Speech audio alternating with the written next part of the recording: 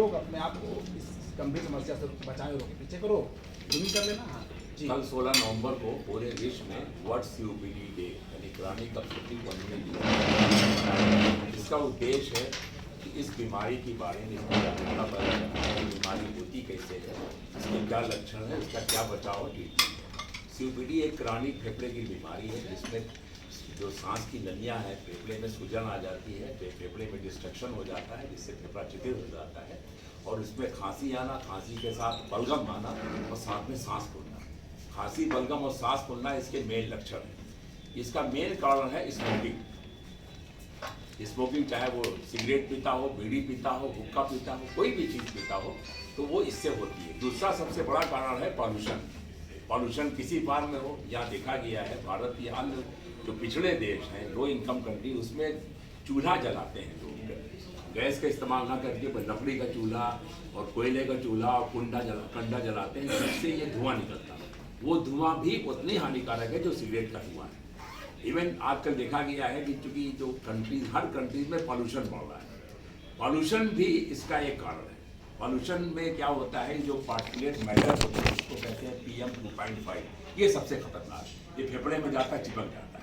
इसका देखा गया है कि जो 2.5 अगर 22 माइक्रोग्राम पर स्क्वायर मीटर है तो इसका असर एक सिगरेट के बराबर है।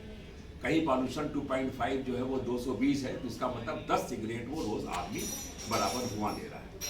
तो इसका बहुत बड़ा कारण है। इसीलिए हम लोग कहते हैं कि इसको बचाव के लिए सबसे पहले है कि स्मोकिंग को रोका जाए, कंप्लीट बैन ऑन स्मोकिंग। दूसरा बचाव है कि पॉल्यूशन को दूर किया जाए या कम से कम मिनिमम किया जाए। पॉल्यूशन को और सिगरेट को अगर हम लोग बैन कर देंगे, पॉल्यूशन से बचाव करेंगे, पॉल्यूशन को हटा देंगे या कम कर देंगे, तो इसके बर्डन को, COPD के बर्डन को, इस बीमारी के नंबर को कम किया जा सकता है। क्या आपने कहा कि आज देश में पैदा होने वाला हर बच्चा कहीं कहीं सिगरेट पी रहा है? बिल्कुल बिल्कुल। देखिए, चूंकि हमने ये बताया है कि 2.5 तो पार्टिकुलेट मैटर PM होता है, 22 = 1 सिगरेट। तो अगर मान लीजिए वहाँ 200 है या 300 है तो कम से कम 10-12 सिगरेट का धुएं के बराबर उसका इफेक्ट उसके फेफड़े में जा रहा है। चाहे वो पैदा हुआ बच्चा है, वो घूम रहा है उस एरिया में जहाँ पॉल्यूशन है, या बड़ा घूम रहा है या बुढ़ा घूम रहा है, तो वो ले रहा है। क्योंकि ये पॉल्यूशन ऐसा नहीं कि एक दिन के लिए, पॉल्यूशन तो राउंड द ईयर है, कभी घट जाता है कभी बढ़ जाता है। नवंबर दिसंबर में या चेंज ऑफ सीजन में बहुत ज्यादा बढ़ जाता है,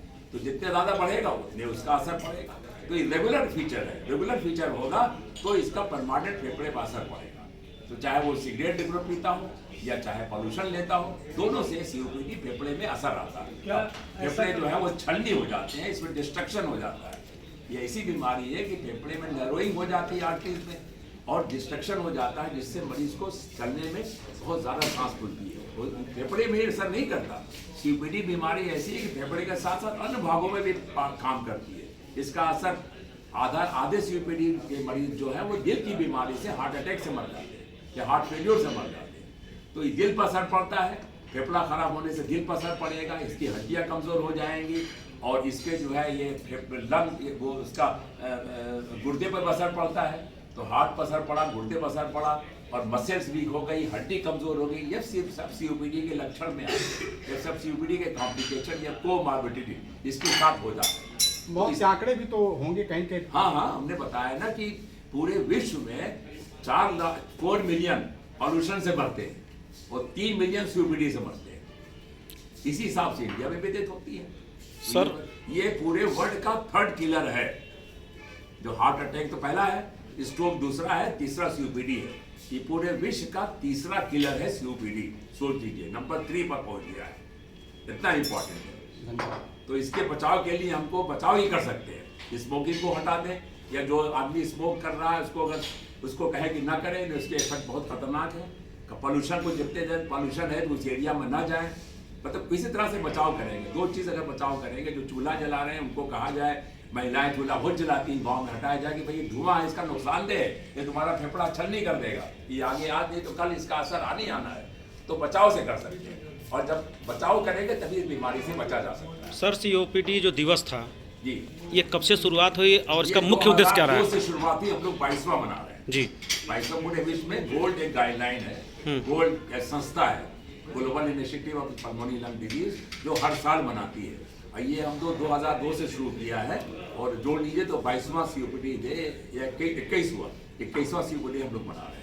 कहा जाता है जिधर युवा जाते हैं पूरा देश बदलने की ताकत रखते हैं, तो आज COPD दिवस पर आप आज के युवाओं को क्या संदेश देना अब चाहते ये हैं? बात देते हैं कि आप धूम्रपान से बचें और पॉल्यूशन से रोकने की कोशिश करें कि जितना बच सके तभी है।